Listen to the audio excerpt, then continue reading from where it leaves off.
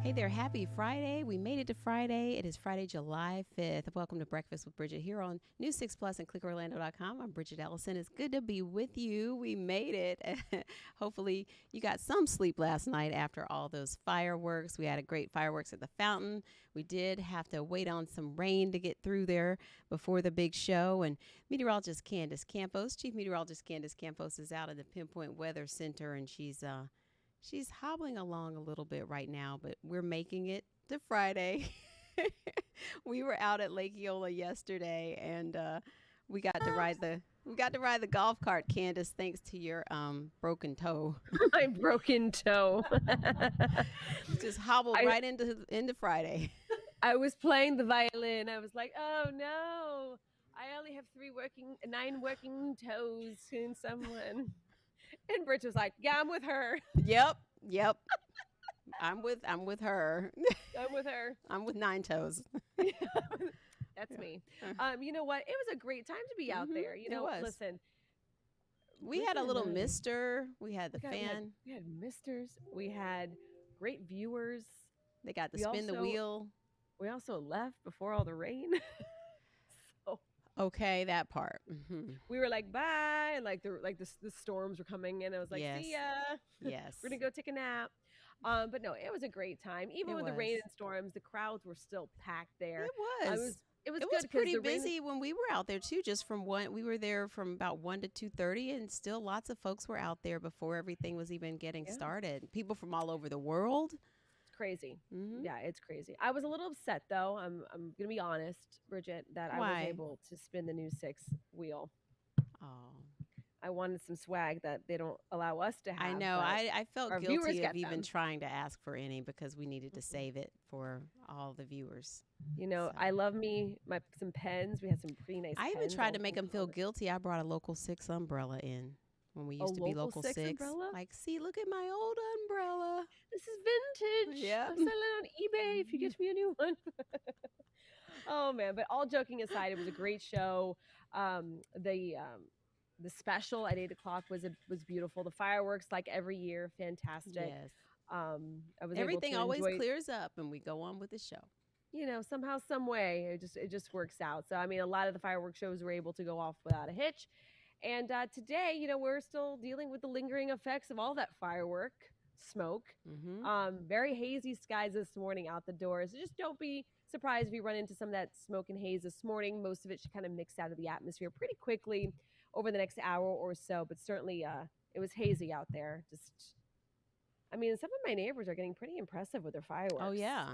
Like, is it a competition now? Like, do they block off the whole street or what? It's not, but it was funny because my sister was over my house with my niece and my brother-in-law, and my sister was like, well, at least we have a firefighter, my husband, here. And my husband's like, I don't just put out fire with my, like, you know, firefighter, you know, eyesight. I need a truck. I need stuff. But no, everyone was doing it safe. Everybody was, you know, it was all being done in the middle of the cul-de-sacs and stuff like that. So it was all good, safe fun, and just good enjoying it. The kids at the end of the day, you know what they wanted? They wanted those little poppets. Oh yeah, they wanted snap pops. Yeah, but they were attacking mom with only 9 working toes. So I was hopping around. It's quite a sight. Anyway, let's get to the map. Show you what's going on. That's why I'm so tired this morning. All right, temperatures today is once again, it is a weather alert day, Bridget, with dangerous heat index 108 to 110. So making sure that you're hydrating and taking your cooling breaks, because that's really going to be the big story today. We do have heat advisories that will be in effect this afternoon till about 6. But today the difference is it does not include our coastline. So that does include areas of Flagler, Volusia, and Brevard County as well. As again, we tend to see those heat advisories go up when we say, did my graphic say, hold on a second. I'm looking back. It says June 5th. It is. Bridget, it says June 5th. Oh my goodness. Oh. Okay, please forgive us. Please forgive us. I did not rewind July. 1 month. It is July 5th. I changed the number. I wish we could go back and have a little bit more summer, but that would be nice. You can see temperatures later on today. Thank you, Kathleen, for sending me that text message. I looked down and I was like, oh goodness, yes I did. But you know what? I'm the first one to say it. My mistake. My bad. 102 to 106 will be our feels like temperatures along our coastline for today. It will be feeling like 107 to 110 further inland. The moment we start getting that widespread chance for 108 or higher, we do get those heat advisories in place. So in the meantime, a melted ice cream forecast for today. Our high today officially about 95. Rain chances will range between about a 50 to 60%. So let's show you here clouds and rain forecast. You can see scattered showers will continue to develop along that sea breeze. A couple more scattered showers certainly will be possible throughout the afternoon, but an earlier onset to some of those scattered showers and thunderstorms means that we could actually see most of the activity kind of taper off by about 4 or 5 o'clock, and then we'll be pretty much done with most of the activity. So if you have any Friday night plans, we should be good to go. I do want to give you a quick update on Hurricane Beryl, still a Category 2 hurricane, but at about 6 o'clock this morning, the center Beryl did make landfall on the Yucatan Peninsula. The center just pushed in just northeast of Tulum, Mexico. They were reporting sustained winds of like 60 miles per hour, 80-mile-per-hour wind gusts. So this is officially the second landfall that Beryl has made, and it looks like it might make another landfall later on next week. So let me show you here as it now moves. It went from the Atlantic, held on through the Caribbean, and has that potential of holding on even further and then crossing into the Gulf of Mexico. Might be all three water basins there, ocean basins. You can see temperatures, ocean temperatures there are hot. So there will be that potential of re-strengthening back into a hurricane after it pushes away from the Yucatan Peninsula. So we could be dealing with our third landfall. Now, I do want to let you know that the forecast has continued to shift further north. Could this be a potential landfall for Mexico? Could it be a potential landfall for Texas? Impact certainly will be felt on that side of the Gulf of Mexico, but we'll have to wait and see. That will be sometime early Monday morning. So we will continue to track the progress of Hurricane Beryl. Here in Central Florida, that big ridge of high pressure is keeping us nice and dry, but very hot. We'll be also keeping the tropics away from us, but still we'll be dealing with those afternoon thunderstorms and that triple-digit heat on today, July 5th.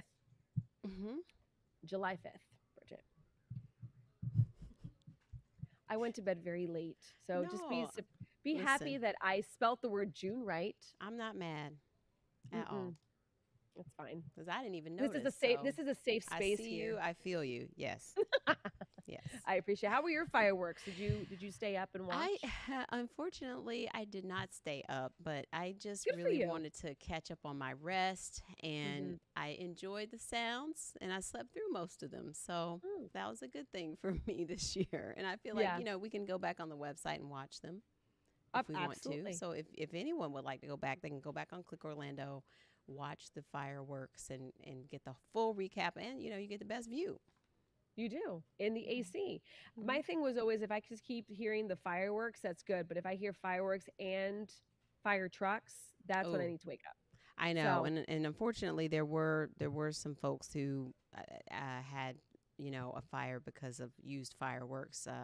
Ended up starting a fire in a garage. Yeah. We talked about that this morning. So it is a real danger. You have to keep that water bucket handy and put all the leftovers in that water through the next couple of hours in that water. Yeah. Serious business. All right. Well, we'll try to stay cool this weekend. We're going to talk about these beach conditions now, which, Candace, we've had a lot of rip current risk and things like that, but it is a big weekend for getting out to the beach. And from what I hear, people were getting their spaces yesterday morning as early as like 3 a.m. just to get a good space. Yes. It was really packed. And I know you just have to swim by a lifeguard if you want to be out there. If you want to stay cool, you want to be in the waters. Just remember, if you, for some reason, start feeling that pool and it's stronger than what you can swim against, that just swim parallel. I know it's counterintuitive. Your brain just automatically thinks, oh my gosh, I'm being pulled away from the coast. I got to get back to the coast.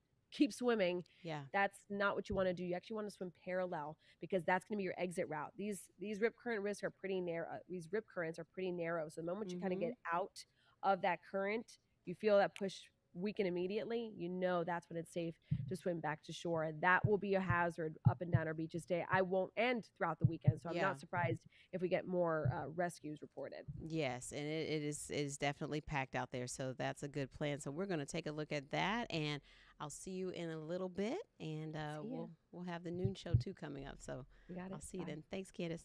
See ya. All right. Well, Central Florida's beaches, like we said, will be packed for this long, hot holiday weekend ahead, and the lifeguards are warning everyone to really be safe out there. 180 people yesterday alone had to be pulled out of the rough surf in Volusia County. And so on top of that, one man was bitten by a shark. So be careful out there. Here's News 6's Ezzy Castro with more on that shark attack. 4th of July may be over, but the beaches are still expected to get busy for the rest of the weekend. Volusia County lifeguards reported 180 rescues yesterday. It comes after a man from West Virginia drowned after he was caught in a rip current earlier this week. Another potential danger in the water, sharks. A 21-year-old from Ohio was bitten yesterday while in the water off Flagler Avenue in New Smyrna Beach yesterday. He had to go to the hospital, but is expected to be okay. It looks like we'll be flying the red flag over the next few days going into this holiday weekend. Make sure when you come to the beach, make sure you're swimming in front of those staff lifeguard towers. Do not go in the water if there's not a tower. News 6 spoke to Chief Tammy Malfors with Volusia County Beach Safety ahead of the holiday weekend. She says beachgoers need to keep an eye on conditions flags when they get to the beach, adding that rip currents are the greatest concern for the next several days. All right, so be careful out there, but have fun too. And we also want to talk about boating safety in Volusia County. So Molly Reed got to go out on a fun assignment and check out a new tool that they have for the boats. The sheriff's office is out on the water there on patrol, and she shows us how they're using this new tool to help keep everyone safe and catch those who might be breaking the law. For the Volusia Sheriff's Office, the 4th of July on the water. So this is the equivalent of bike week. You know, I take the boat out 2-3 times a year, and next thing you know, they're in trouble. Sheriff Mike Chitwood, his team and partners immerse themselves in the crowds with over a dozen boats. Probably going to see upwards of maybe 8 to 10 out here, just on the Intercoastal Waterway, just in our county. And then, of course, on the west side of the county, we have a footprint out there. Speeding, boating while drunk, safety checks all ramped up on one of the busiest and longest boating days of the year. Lots of people out here.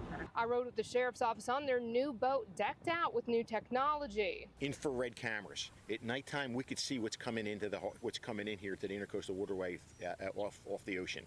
So when you look for smugglers, we could tell with that. It gives us the ability, when somebody goes offshore, that we can go out and if they get into distress out there, we have the capabilities to go out there and help with them. And Sergeant Brody Hughes tells me on days like the 4th and weekend following, it helps them connect to their network, keeping an eye on the crowds, both on the water and up on the Air One chopper.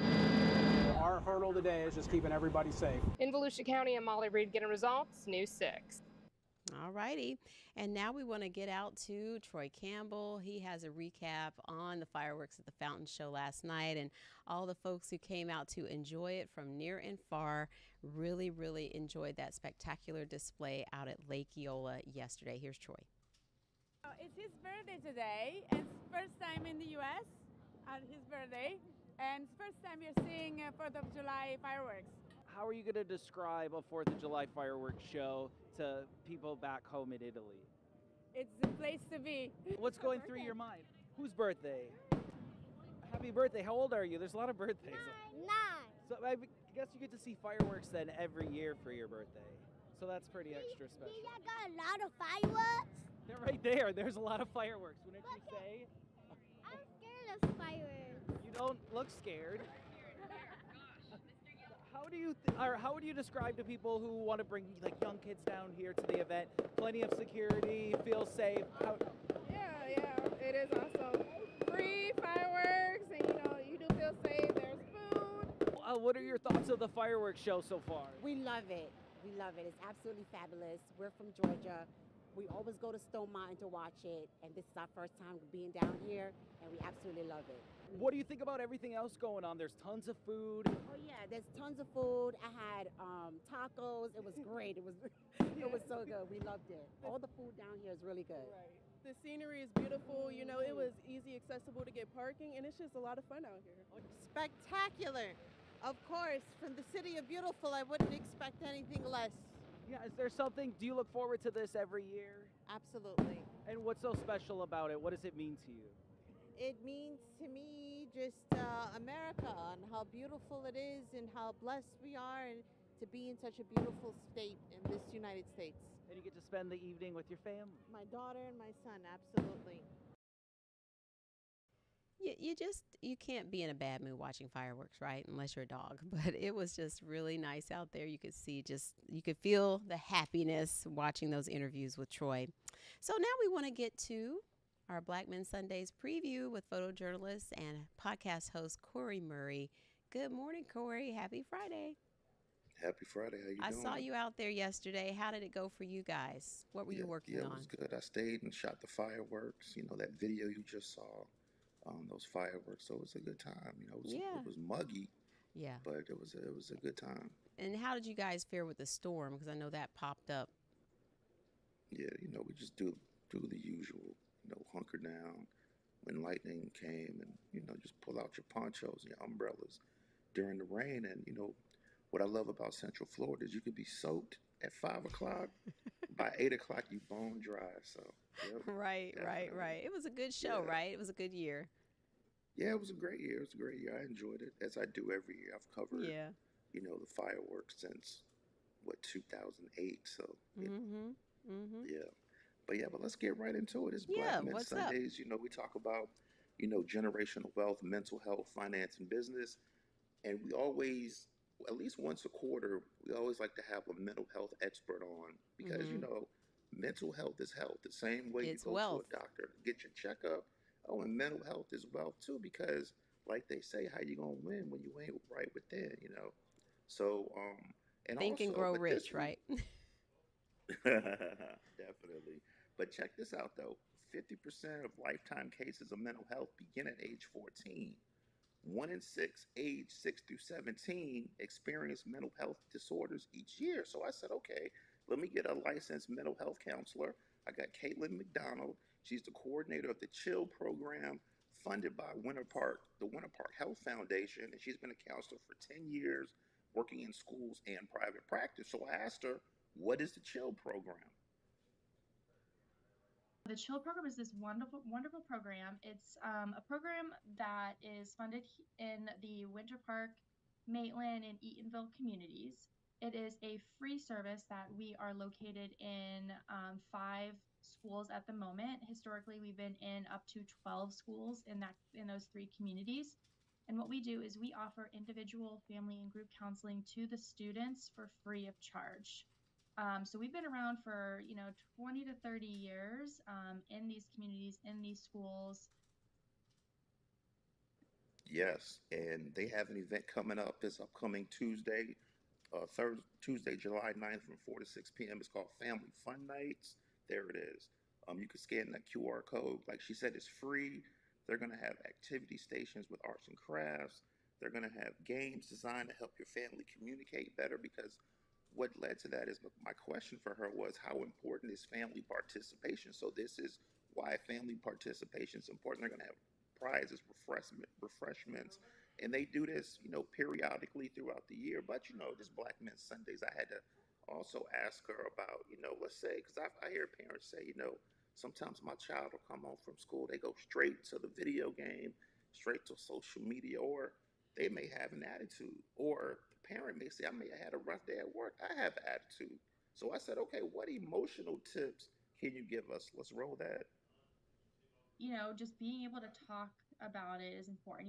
Obviously sometimes it's hard to talk if we're in a emotional, agitated, frustrated state. So figuring out what each individual person may need in order to, let's say, manage your emotions or regulate your emotions. And so a simple kind of activity, it's kind of a buzzword, but like utilizing mindfulness and grounding techniques. So it could be just connecting with some deep breathing. It could be using, something that calms you down from like a sensory perspective. Like it might be smelling a scented candle, or it might be massaging your hands, and that pressure in your hand. So finding a way that you can kind of regulate your body in a physical way, and that'll help you being able to then deal with your emotions in a more logical standpoint. So I think that is where to start. You have to look inward and figure out what works for you, and then you can better support yourself, and then in turn support the rest of the family members. That's right. That's right. And if you have concerns about your child or a loved one, let's roll that. For anybody that is listening, parents, anybody out there that is kind of concerned for another person, I think it's important to just pay attention to things that you may notice. So like major changes that people might be experiencing, whether it's somebody's acting differently or somebody's, their appearance has changed drastically, those things are things to note, and they don't always mean something is wrong. But if multiple changes are happening in a quick period of time, it might be a moment to pause and just be like, huh, and notice. We don't want to question people and be like, well, why all of a sudden are you doing this? Because it makes it feel like it's something wrong. But really, we just want to notice and be like, hey, I'm curious about this. I think that's the key, is being curious, to not judge other people. And that helps people to, one, trust other people and be open about if there is something that they want to share. So I think that is a good place to start, is, just being curious, asking questions, and not trying to make people feel bad for, things that they might be experiencing. There you have it. And this show drops this Sunday.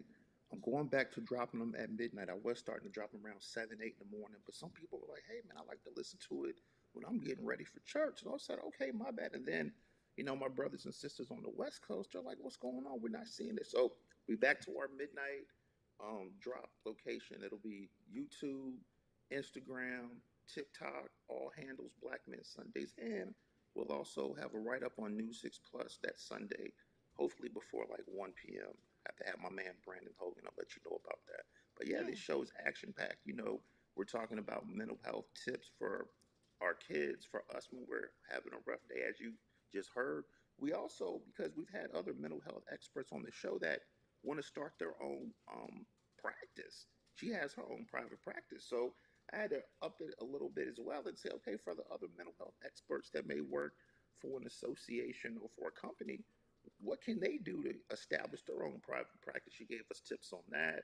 And yeah, this show runs deep, man. I was very happy to have her on this show because, like I said, we talk about health is wealth, mental Right. health is health, and mental health is wealth too. So it all runs together because everyone just wants to sit and talk money and talk numbers all day, Mm-hmm. which we did on the show as well. Like I said, if you're trying to establish private practice, but you can also utilize the knowledge and the information that she gives about establishing a Right. private practice to establish your own business as well, because the tips Yes. are pretty congruent. Yes, and like you said, there's just those connections there from the inside out to that mentality of an entrepreneur and a business owner, a manager, a leader. And so there has to be a certain mental toughness there, but you also do have to take care of your health. And so it's all connected, and I like the family connection there as well. So those programs start up on July 21st. No, it's Tuesday, July 9th from 4 July to 6 9th. p.m. Okay. Yep, and then they have another event Wednesday, August 21st from 4 to Okay. 6 p.m. Okay, And I think I was looking at I have that her on my flyer and I Rolodex. saw June 21st, and I'm thinking July, just like earlier. But it's June Yeah. live for me right now. So No, yeah, I so got you you. I have got you you. have all of that online too, as well. Yes, all that'll be on. Not yet, but it'll be online. Okay. Where we like to preview it, Breakfast with Mm-hmm. Bridgett first, and then we start dropping the nuggets through the weekend. But yeah, because the whole thing is, yeah, our first event was June 21st from Okay. 4 to 6 p.m. But she has two others, which July 9th and August. Yep. Yes. Yep. Okay. And you scan that barcode, and you can sign your kids up. It's free, In Winter because Park. it's all Yeah. about. Yeah, it's all about the importance of family participation Mhm. with your children. You know what I mean? So I just Good think stuff. they have a very unique way of, bringing the mental health counselors in with the parents and, doing it through a good time. I love it. I love it. Well, thank you, Corey. We'll be looking for that next installment at midnight Thank you. on Sunday. All right. See you soon. Alrighty, so we have a great story now about the library in downtown Orlando, and this is from News 6 photojournalist and reporter Robert Brewer, and this is a one-of-a-kind facility that's on the second floor. So I don't know if you've explored the downtown library, but here's Robert with more. Here at the Melro Center at the Orlando Public Library, you can learn how to do video production just like me. You can design a video game, record a podcast, make your own Mandalorian mask. This is the way. And even get a job. I'm here with Luciana, who got a job at Disney as a construction sewing specialist, thanks to the Melro Center, right? Yes, correct. Luciana says the Melrose Center's sewing lab provided her the needed materials and equipment to help her pass an 8-hour skills assessment to get that job at Disney. I was able to practice here for a few hours, for a few days, and it was amazing. And it's a bargain price. For free. Access to all the equipment that we have here, the software with your Orange County Library card, it's all free. Andy Cates, an 8-year pro in the Orange County Library system, says you don't need any experience at all to get started. The equipment here is meant for all levels. As long as you have the will to want to come in and create something, we can probably help you out with it. And for Allison Giles, they did just that, helping her fledgling photography company get off the ground. Now I've just launched my new website. I'm taking clients. I have a great body of work to show, and I was able to do that because of the Melro Center. Giles says not only did they save her money on editing software and studio rental costs, they also saved her company valuable time. Probably would have been another year or two before I could actually get my company off the ground the way that I wanted to do it. They really sped that up. I was able to do it within 5 months. Giles says the only downside? Not enough people know that this is here. Luciana agrees. Because I know people that are from Orlando, like living in Orlando for years, and they don't know about it. Well, if you do know about it, but you're not an Orange County resident, you can come here too. The library also offers the fee card for anyone outside of Orange County. It's $125 for a year, and it basically makes you, in the eyes of the library, an Orange County resident for the year. That's still a bargain. At the Orlando Public Library, Robert Brewer, getting results, News 6. The list goes on and on of all the resources here in Orange County with our library system. So it is a very rich treasure trove there. So make sure you check it out. Weather-wise with Jonathan Kegas is up next. I'll see you at noon. Have a great weekend.